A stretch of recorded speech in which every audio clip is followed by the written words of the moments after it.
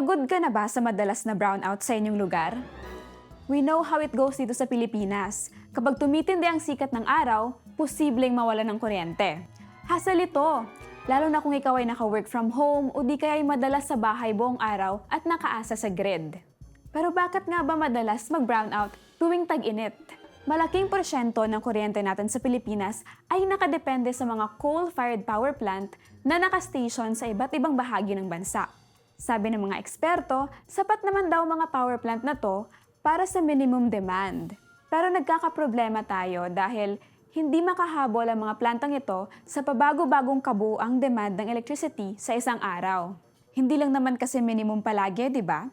Lalo na tuwing summer na mas tumataas ang electricity demand ng bansa dahil babad tayo sa aircon at electric fan para lang makaraos sa tindi ng init. Imagine niyo to. Gumagana kasi ang coal-fired power plants na parang isang higanting takure ng tubig sa ibabaw ng uling.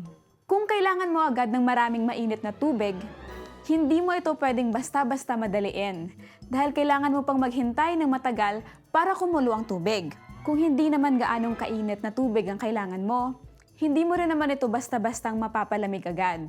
Napipilitan kang hayaan siyang nakasinde para manatiling kumukulo ang tubig kahit hindi mo naman kailangan. Dahil matagal pa itong paapuyin kapag hindi na nakasinde. Hassle lang yun, di ba? Hindi ito katulad ng modernong water dispenser o induction cooker na instant ang mainit na tubig o kuryenteng panluto. Kung isang tasa lang kasi ang kailangan mo, isang tasa lang din ang iniinit nito. Pagtapos ka na, pwedeng patayin agad. Walang nasayang na fuel o oras dahil kayang-kaya nitong sumabay sa changing needs natin. Ang problema, hindi designed for flexibility ang mga coal plants dahil for baseload lang dapat sila. Dapat steady at stable ang takbo ng planta. Kaya kung araw-araw silang pipiliting mag-switch between init at lamig, ma-overstress at malalaspag lang sila hanggang sa masira. Ang resulta?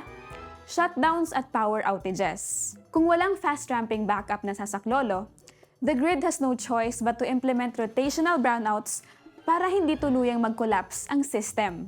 Common ito sa Visayas, kung saan hiwa-hiwalay ang mga isla at limitado ang koneksyon. Pag pumali ang isa, damay lahat.